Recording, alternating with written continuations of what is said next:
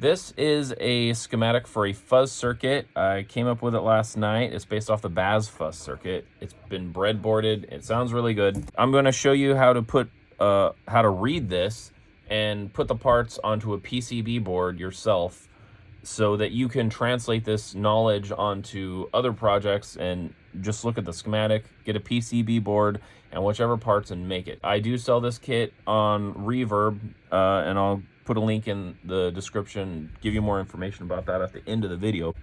So let's go into this and I'll show you how to read this. First, let me show you how I would put a circuit board together, reading the schematic. Like, here's all the parts. So the first thing, there's an input. I like to start from the left side where there's an input and go to the output. This is the guitar going in, and this goes out to the amp.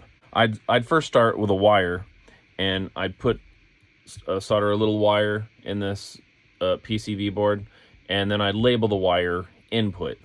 And then I'd go to my first component, which is a non-electrolytic capacitor, and I'd stick that in right next to the wire that I just installed. I'd turn it around, and I'd bend this leg over to the wire, and I might twist it around the wire a little bit and solder it, and then this leg would still be sticking out. So I'd put this little diode in, and this transistor right here, I'd put this in. This transistor goes here. And I'd put those in and attach the leg to the parts. You're just making connections between these components. So that's how you do that. Now let's go over what the components are. This first symbol is for a capacitor, a non-electrolytic capacitor. And this is what it looks like. This can go either way in the circuit. If it was an electrolytic capacitor, it would have a little C shape right here and a positive right here. And that would mean that it's polarized, so it would matter which way you put it in. If you put it in backwards, it'll blow up and ruin your circuit, and it could hurt you, it could get in your eyes or whatever. Here's what a electrolytic capacitor looks like. If you notice, this leg is longer than this one. This is the positive leg. And there's another way to tell which way is positive and negative, is the negative side has this little stripe, and it says negative, if you see that. So that's how you tell those. Here's a safety warning for electrolytic capacitors. They store power, so they can shock you and they can kill you, especially in guitar amps or TVs. If you ever open up a circuit and you're working on it, you want to make sure to discharge them. And the way you do that is you get a screwdriver or something, make sure that the end does not have bare metal so you don't shock yourself, and you connect the positive and the negative and it'll drain itself. A better way to do it is to use a resistor, like maybe a 1 meg resistor, because it resists the energy. It'll drain slower, and you got to hold it on there for a few seconds. So it drains slower. It's not as bad for the capacitor, and it doesn't make a popping noise because sometimes it pops if it does have a lot of energy in there. After you do that, then go with the screwdriver and touch them together just to make sure there's absolutely nothing in there. And you want to hold it down for a few seconds. Capacitors are measured in microfarads, nanofarads, and picofarads. There's also a capacitor code. Any one of these could be written above for its value. So it could say the capacitor code here, or it could be written in microfarads, nanofarads, or picofarads. The best thing to do is get a capacitor chart that tells you all the values. You only have to do it once, print it out once, or write it down. Go to Google and type in capacitor code chart. Here's the first one that pops up. Hopefully you'll get that one too. And this one tells you all the values. This one right here, most of them have just the capacitor code on here, and this code is 334. So we look up the capacitor code 334, and 334 is right here. That's the capacitor codes. So in picofarads, and it would be PF. In picofarads, it's 330,000. In nanofarads, it's 330. And in microfarads, it's 0.33. This is the symbol for microfarads. This is a symbol for nanofarads. And this is the symbol for picofarads. So that covers these two parts, both of the capacitors. Let's go on to the next part. Right here, this is a diode. Here's a diode right here. Diodes are polarized, so you want to make sure that you put them in the correct direction. If you look very closely here, you'll see on the left side of that, you'll see there's a little black stripe. This stripe right here represents the black stripe, and that's the negative side. So make sure that this black stripe goes in this way, this direction.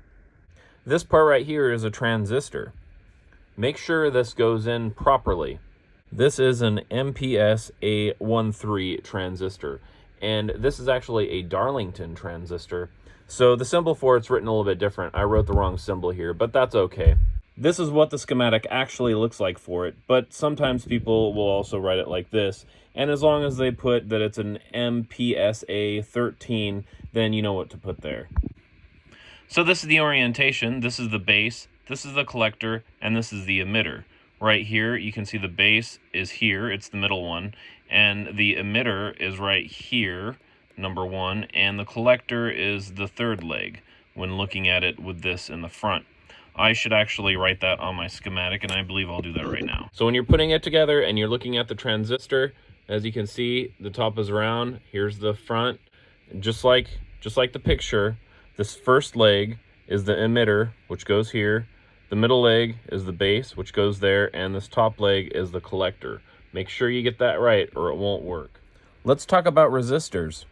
This little sign is a resistor. There's another one up here. The one down here is supposed to be 2K. Let's double check that. First, there's two different ways to find out the value of a resistor. One is to look at this little color code and find out from that, which I never do, because a better, easier, more accurate way is to turn on your multimeter, and I'm going to turn it to 20K because this is supposed to be 2K, and I'm going to check it, and it'll tell me what it is, and that's 2.01K, and so that's the right one. And what's this one? It's supposed to be around 10K, and it is 9.83K. So those are the correct resistors. It's good to double check before you put a resistor in. And also, if you have a whole bunch of resistors, then get the closest one, because then the more closer you are, the more the circuit will sound the way it's supposed to. And sometimes it matters more than others, sometimes it doesn't. When buying resistors, there's different wattages. And for pedals, generally, a half watt is, these are half watts, which is overkill. And the advantage of it is it can handle whatever, and they're going to last super long. The disadvantage of it is it's bigger. These are small enough for me. You can get 1 watt resistors if you want, and they'll work the same. It's always okay to get bigger resistors, but you don't want to get smaller resistors that the circuit needs. There's calculations you can do, which I don't. I just get half watt resistors, and it works for everything. You can go down to a 1/4 watt and even an 1/8 watt. I don't usually use 1/8 watts. I think you can even go down smaller than that, but this is what I use because they're robust, it's overkill, and I like that. It's the American way. More is better, right? You can also check the capacitors for capacitance. This one's a 0.47 UF, which stands for microfarads, and we'll go to 2 UF on my meter here, and let's see what it is. It is 0.468 microfarads, so it's very close to 0.47. That's a good one. Now let's talk about the connections. When you're finished with it, you're going to have a wire here, a wire here, wire here, and a wire here. So let's start with this, the input. This is an input jack that your guitar may plug into, and this wire right here goes to the positive, which would be the tip, and the tip is right here. And if you follow this down and you go around, it will end up right here. This is the positive. This is where this goes. And then the negative, which is this wire right here, that goes to this one. And this is easy to tell because it goes right down here to this shaft. All this shaft inside here, that is ground. This is all ground right here. There's also a way to test it with your multimeter. Let's try it on a more complex one because this one's pretty easy to visually see. So a more complex one like this, see it has all these different ones, so which one's which? First we put it, well, it's at ohms, so you can just touch it together and then you see how it reads 0.00. That means that it is connected. There's there's no impedance. So let's do that. So the tip would be this top one. And you can tell this by plugging in a plug also. You can plug in a plug, and you know this tip is always positive, and it's touching that. See, this other one's touching the shaft, which is ground, and then this part's also touching ground. So you have 2 grounds and a positive. And this is useful for if you want to complete a circuit with this ground. It's basically the ground's complete when this is plugged in, and then you take this out and it opens the circuit. So it's kind of like a switch when you push this in. Now let's see which one goes to which. So I'm going to put this, that's the tip, and we'll look for a reading. And it's right there. That is the positive. And you'll see there's no connection for these. And then the negative would be right here. And it doesn't go to this one. It goes to this one. So this would be the switch, and then this is the ground. But when you plug this in, now both of these will be connected. See that?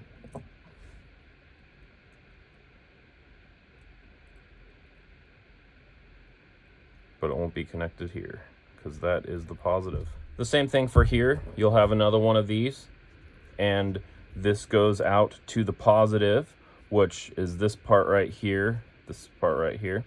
And then this one, which is connected to this shaft, goes to ground again. And ground will be connected. All the grounds will be connected. The ground here will be connected. The ground here, here, and here. All those are connected to ground. Your chassis, in other words. Let's talk about this part right here. This is going to power. In this case, it's going to this. So this is the positive. This will go to this resistor here. And then this is showing the power supply, which is connected to this. In this case, it's a 9-volt battery. So this is a 9-volt battery, or like a power supply. And then this side is negative, and which will be connected to this. Let's get started installing the parts on our circuit. I like to use one of these, or you can hold it with whatever. When I first started, I just set it on the table. I think I got this at Harbor Freight. Let's get our input wire in. It doesn't matter which color it is because I label them. But if you have different colors, that's always a plus. I have no idea how long I need it, so I'm going to cut it extra long until I figure out just how long I really need it. You're going to need a pair of wire cutters, and you use them like this.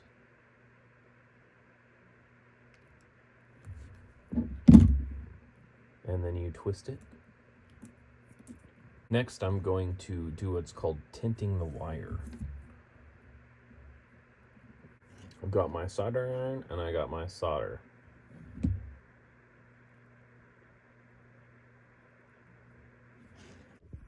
Before and after using the solder, you want to clean the tip. Otherwise, solder will not stick on it. Now that this is tinted, I can stick it through the board. I think I'll stick it through this hole. This is directly in the middle. I'm going to place this in here.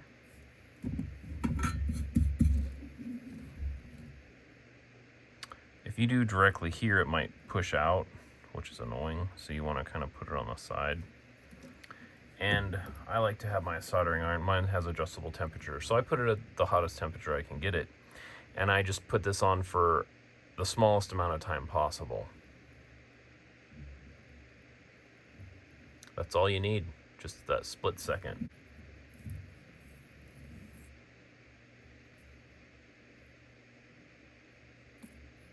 This is what the board should look like so far. The second piece is the capacitor, and this one read 0.47. I'm gonna bend these out a little bit.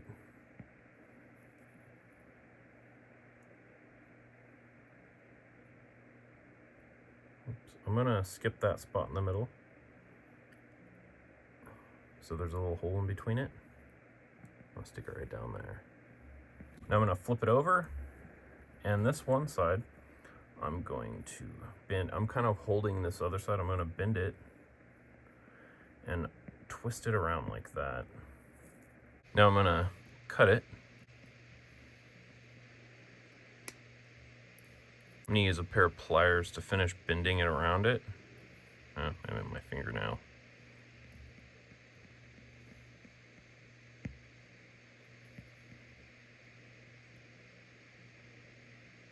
If I could kind of bend that around there, like that. Now I'm gonna put it back in the clamp. Clean my soldering iron. Put just a little dab of solder right here.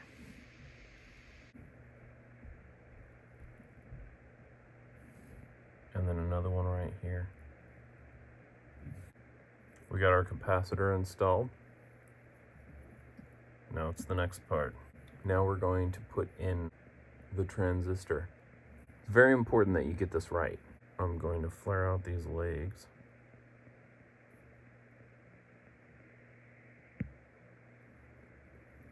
The flat part with the writing on it is the front of it, right here. And you want to take this and put it right, the middle right there. Just like that. You want this middle leg touching this capacitor that you just put in. Let's flip it around and we'll bend the middle leg towards the capacitor. And then we're going to bend the capacitor leg towards the middle leg of the transistor. Now I'm going to snip these off, the legs.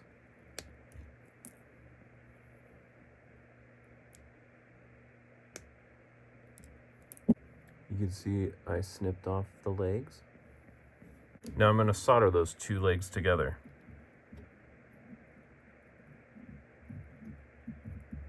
You want to be quick. If you stay on it too long, you'll mess up the components. This is what it should look like so far. That middle leg should be soldered to the capacitor. The next part is this resistor, which goes here. Let's double check the impedance on this. It's supposed to be 2K, so I have my meter set to 20K.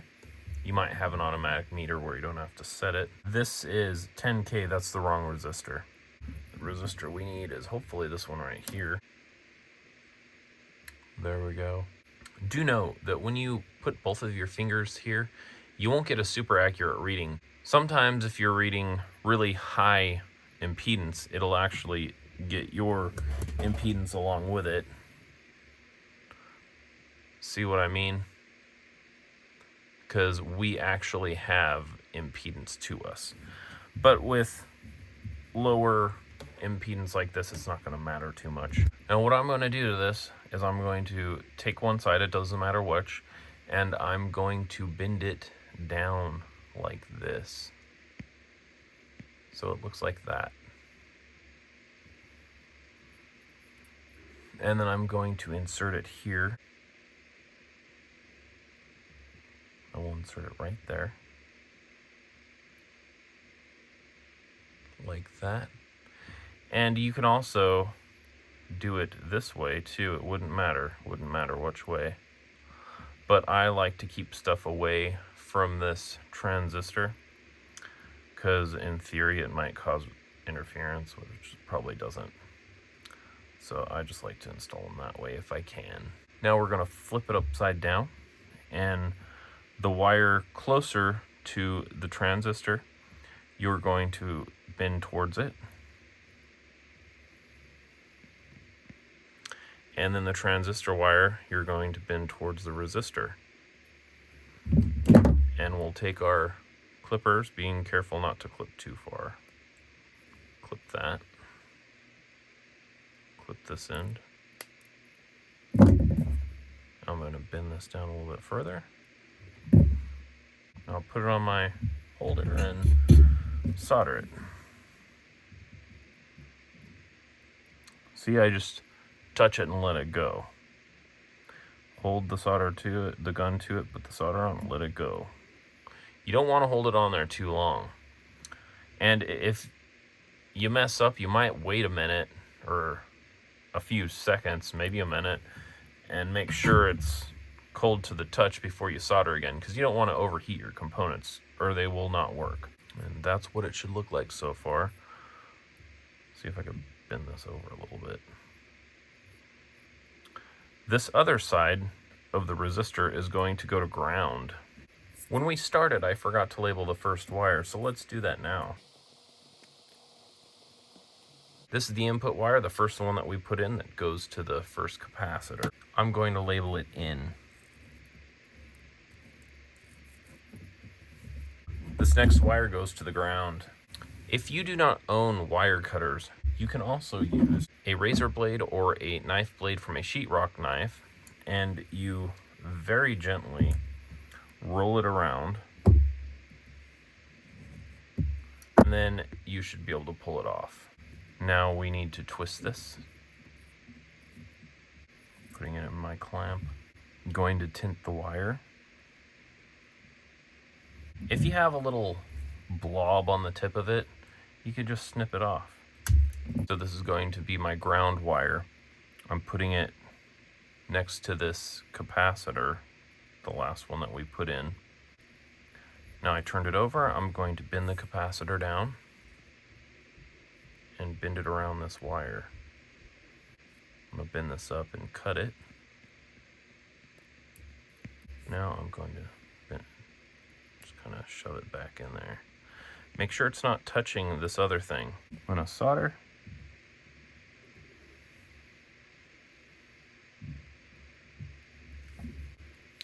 That's sticking up a little bit more than I want, so I'm going to take my snippers and I'm going to snip it. This is what your board should look like now.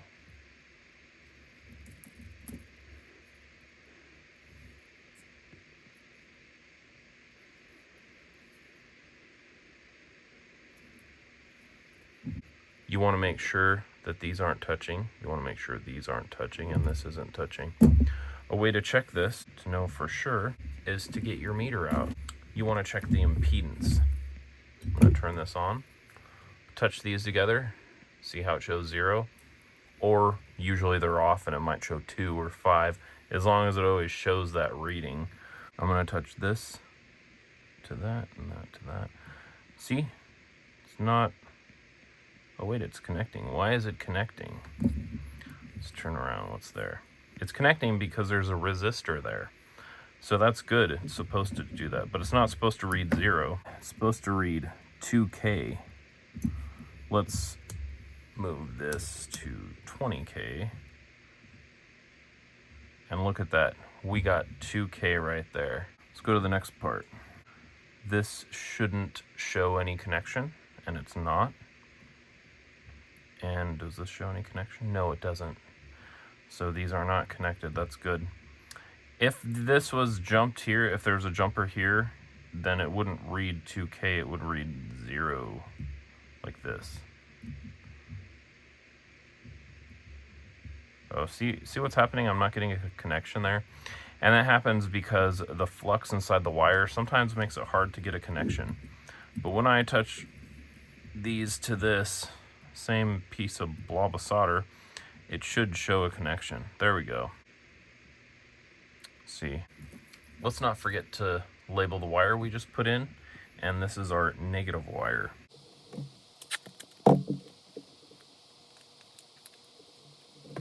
This is our ground, or I just like to put negative right there. The next part to our circuit is this 10K resistor. Let's double check the impedance on this. Yep, it's pretty close to 10K, that's the one. I'm going to do the same thing as the other one. I'm going to bend this top over like that. That's what it should look like. Now I'm going to put it in my circuit here.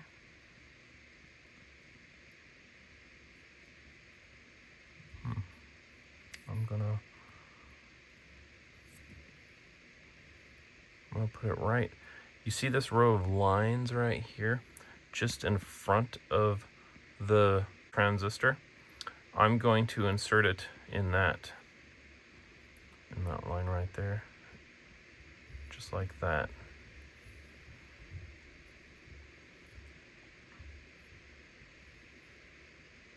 Now let's flip it over. You could see where this lines up with that. This going this way, we've got the top leg to this lined up with this wire right here for the resistor. We'll flip this over and you can see these two. You want to fold this leg of the resistor towards the transistor, and you want to put this transistor leg forward towards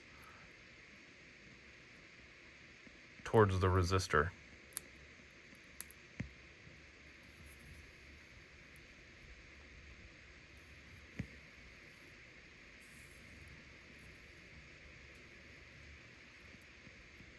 Let's see if I could snip them. I'll pull this back up. Snip there. Pull it back up. Snip there. Now push them back down.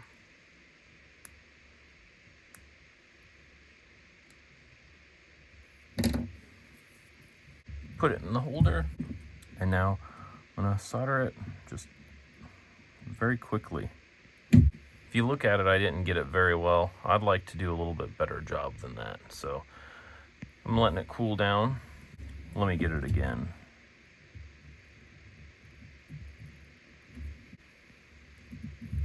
That looks good.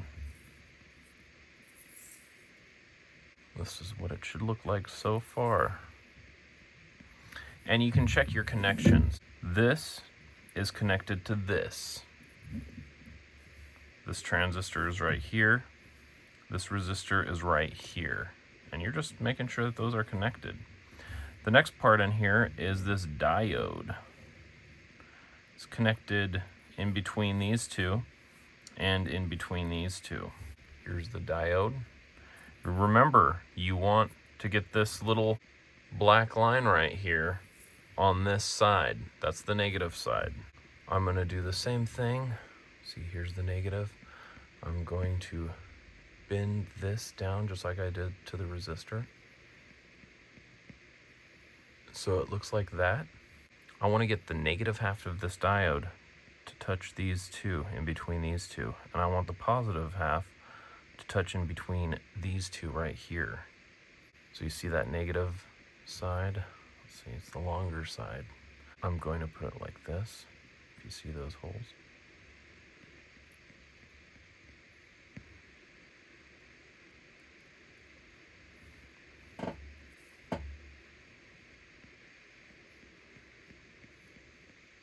See that this is the negative side, sliding it down in there.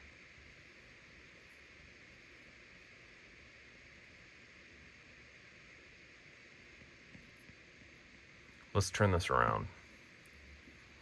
The negative side right here, you're going to want to bend that towards here. And that is touching between these two things. Let's get that soldered. It's kind of nice. I could use my clamp to hold down that wire. Got that hole. Now I need to solder it to this thing.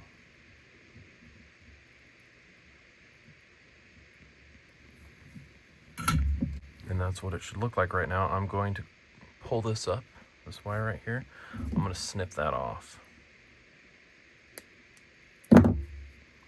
This is what it should look like right now. This next wire, this is the positive side of the diode. This positive side right here needs to be connected to this leg right here. See right here? And this goes between the transistor and the resistor. Right between these. Look at it. Right there.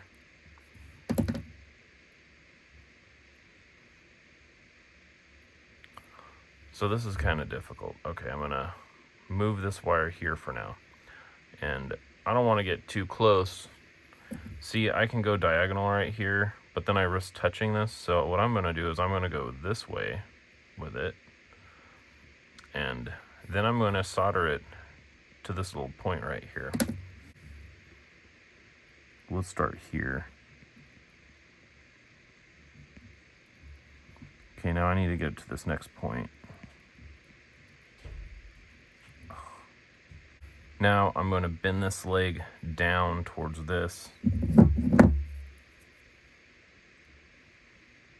Bend it. Whoa, pulled that a little bit too hard.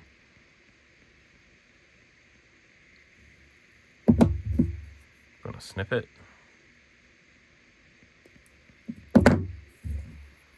Make sure it's not touching this. On hindsight, maybe I shouldn't have soldered this on here, but it's all good because I'm not touching this other one. Yeah, I probably should have just soldered it here and then bent it, but as long as it's not touching this one right here. So now let's solder it right here.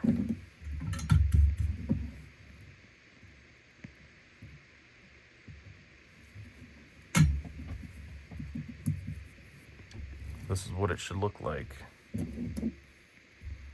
As you can see, this has jumped over to here.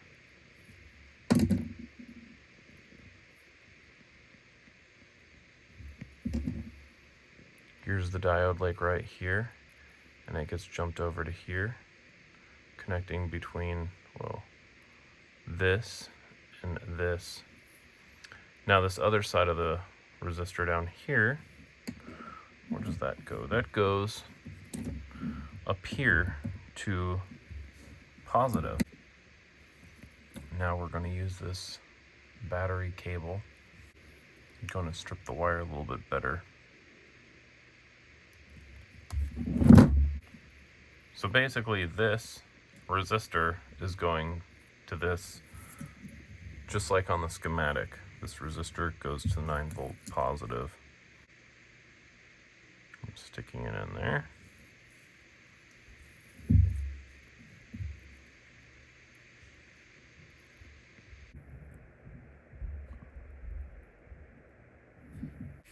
Now I'm going to get this resistor and I'm going to wrap it around that battery terminal. And then I'm going to snip it. I'm going to press this thing down too.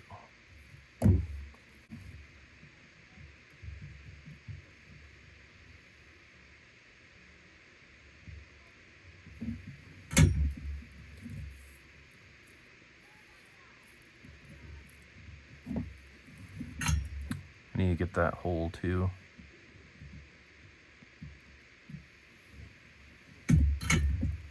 That's a nice job. That's what your board should look like right now. You might want to go through and verify that things that aren't supposed to be touching aren't touching. Go through the schematic. You can see what needs to be connected to what. You can double check stuff. The next thing we're going to do is we're going to put our ground to this. This other ground will either go to your plugs like this. It'll go to this part of each side. Or in our case, we're making a blues cord. So we'll put this to the ground of the cord. Let's strip our wire.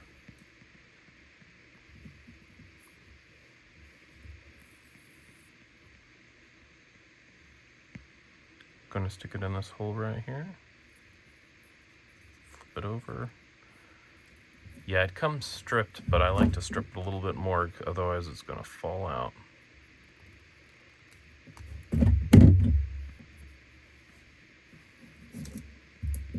Let's tint this a little bit.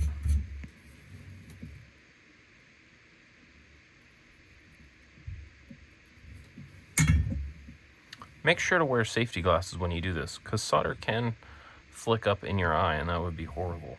This ground wire is going to go right on the other side of your other ground wire next to this big resistor.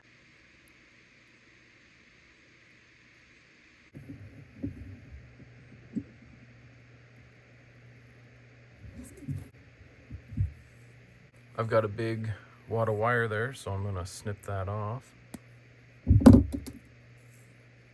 So it's a little bit more flush with the board. This is what it should look like at this point. I made a mistake. If you notice that little red line, I should have connected those two, but I didn't. So basically, there was no power getting to the circuit, and then I looked at it and realized my mistake and soldered it back together. So make sure you solder those two connections that the red's connecting. That is the negative side of this battery cable. I did not connect to this 2K resistor here to ground. We're getting close to the end here, guys. The next part is this last capacitor. It's 330 nanofarads. As you can see, it goes between this 10K resistor, this diode, and this resistor. And the other end goes out. Basically, I want it on the top leg of this transistor right here. Sticking it in right there.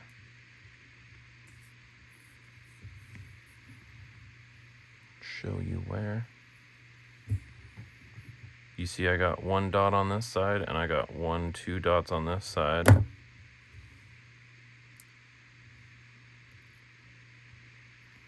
That's what it should look like in there.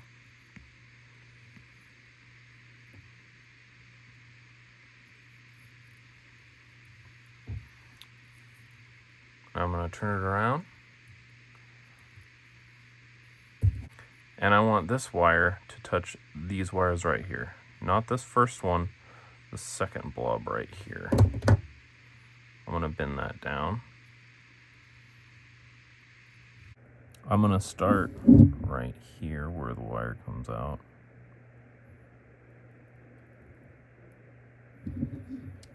Now remember, it's this second blob, not this first blob, this second one right here. I think I got it. I think I want a little bit more though.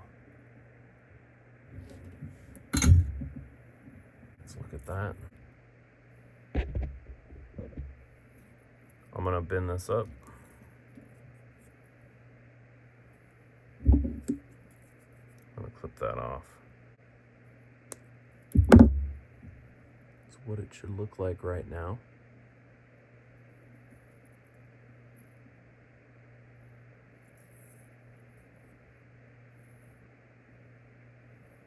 Let's look at the anatomy of the blob. It goes from here, it goes over here, and then you got the separate blob up here. Another blob there.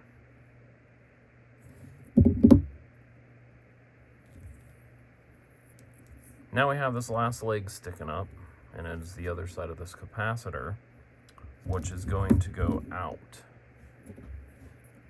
Let's strip our wire. Twist it, put it in the clamp. Let's tint it. The end of this is kind of fat. I'm going to have trouble slipping through that board, so I'm going to clip it. This wire attaches to this leg, so I'm going to put it right next to here. Oh, it's not fitting. I got it too fat. See if I can suck some of the solder off. Warm it up a little bit. I clean the tip of my soldering iron and try to get some solder on there, see if that works. Will it go through one of these holes? No. So I got myself into a situation here, what you guys might do too. I'm just going to clip that off. Start over. Twist the wire. I got overzealous with the solder and put too much on. Just a little bit, let it soak in there. Let's see if I can make it through now. Yes. Now I'm going to flip it over, bend this leg down, and wrap it around. Cut that off. Now continue wrapping it around. Clamp it. Solder it.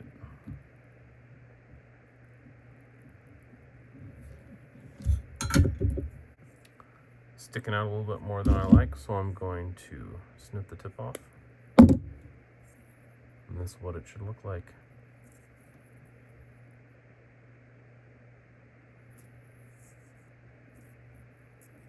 That is a complete circuit so far. Now we have to get it into our cord. Let's go over our connections. Oh, I almost forgot to label the last wire. This was our output coming from this last capacitor. Let's label that before we forget. I'm going to label this out. It goes to your amp. I'm going to show you different ways to hook this circuit up.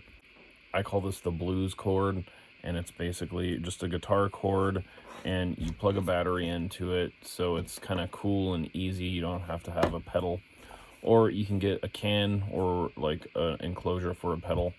And this is from Canned Chicken. You could drill some holes in here and put your stuff in here. First, let's go over the cord. You got 3 wires coming out. You got the output, which is the end of the circuit. You got the input, which was the very beginning of the circuit, and you got the ground. The easiest way, if doing this cord thing, is, well, first you need a cord, a guitar cord that has one of these that screws off. You screw this off, you pull it back, and then there would be a wire connected to here and a wire connected to here. You're going to remove this wire and pull it up. Now you have a total of 3 connections. You got the wire that you pulled up, you got this spot, and you have the ground. So first you'll connect this ground coming out of your circuit. You'll connect the ground right here, and then it'll be grounded. And now you have 2 more connections. The input wire connects to this wire that you pulled up, which goes to your guitar. The output wire goes to this one, which goes to the amp. If you want something a little cooler, but also a little bit more complicated, is you can add a switch so that you can turn the effect on and off. You wouldn't really actually be turning the effect on and off, you'd be bypassing the effect.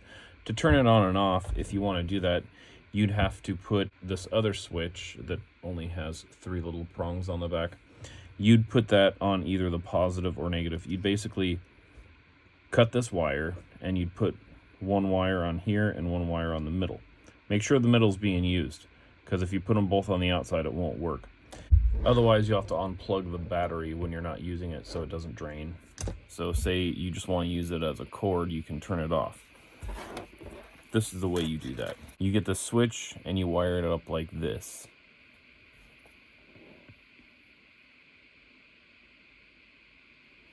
You can see there's a jumper going from this outer one on the top to the middle. Now, these 2 legs over here, this one gets hooked up to the output, that's the end of the circuit. This one gets hooked up to the input, which is the beginning of the circuit. Now on the other side, you got these 2 wires. This leg here on the switch, nothing's gonna go to that. So let's talk about these 2 wires.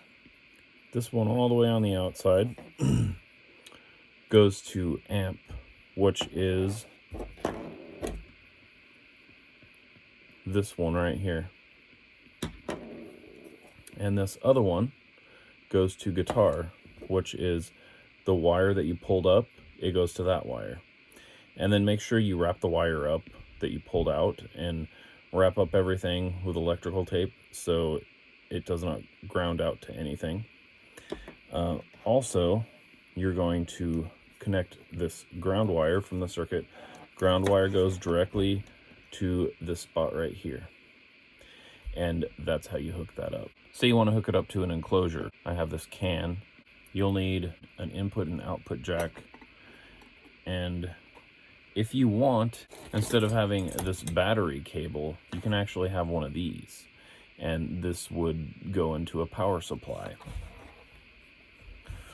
So what you'd do is you'd cut these off, and this red wire would go to this wire right here, and then this black wire would go to this wire right here. And then this simply goes into the can. Make sure you install this into the enclosure before you put the wires on, otherwise you'll have to cut them and reinstall them again. These 2 you can install before you put it into the enclosure if you want. These are very simple and straightforward. Your ground wire is going to go to both of them. So you're going to put the ground wire onto one of these, and then you're going to take that same ground wire and then attach it to this side. So both of these are connected. Now your positive wires there's going to be an input and an output. The guitar plugs into the input, and the output goes to the amp. If you're installing the circuit into a cord like I'm doing and not a metal enclosure, then you might want to shield it, which would protect it from making noises from lights and phones and different things.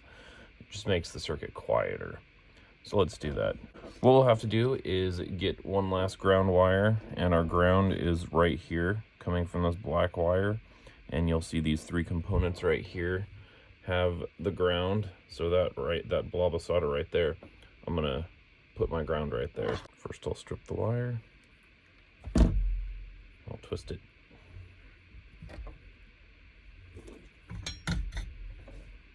tinting it.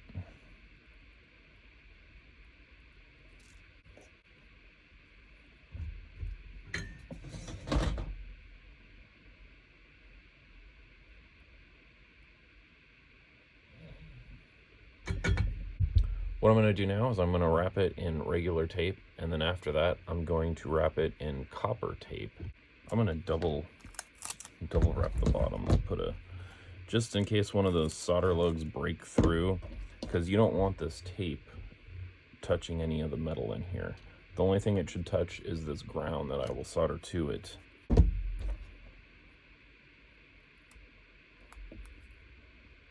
I can already feel where the solder's breaking through the tape, so we definitely gotta make sure that doesn't happen. I might do one more.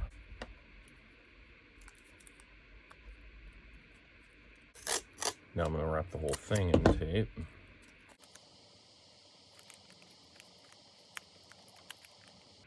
Black electrical tape would probably work better than this.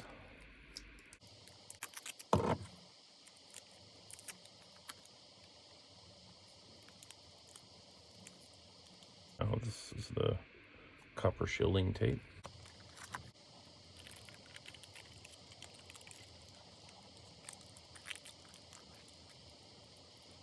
And then after I put my ground on here, then I think I'll wrap it again with tape.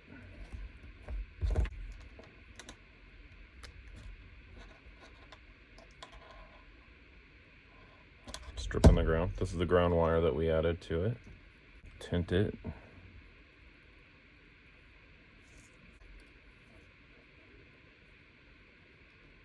It's going to end up right there, so get some solder on it.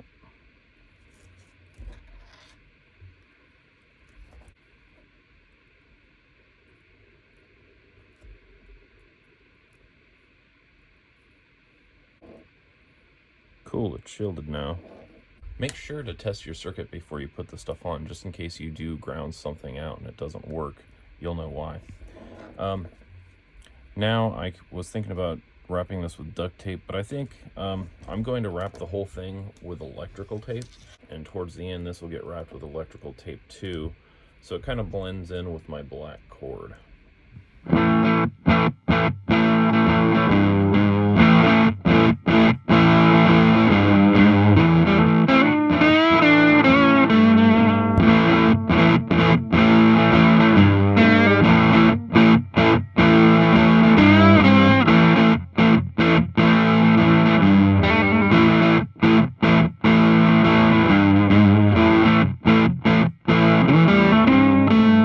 I've added some additional notes to the schematic, and I'm going to leave it here for a few seconds so you guys can screenshot it if you need that.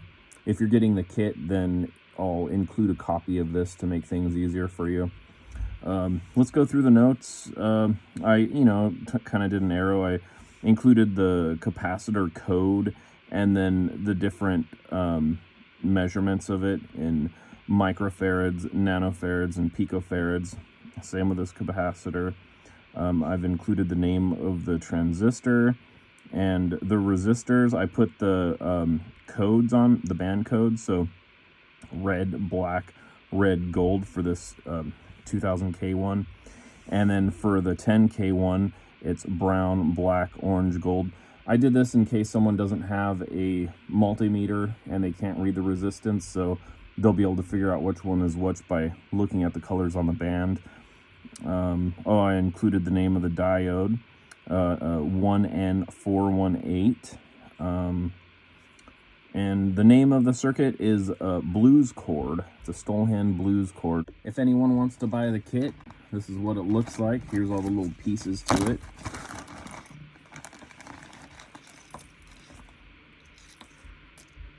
So that's everything that's included in the kit right there.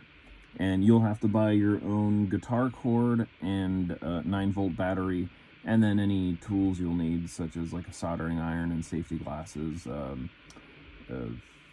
solder, stuff like that.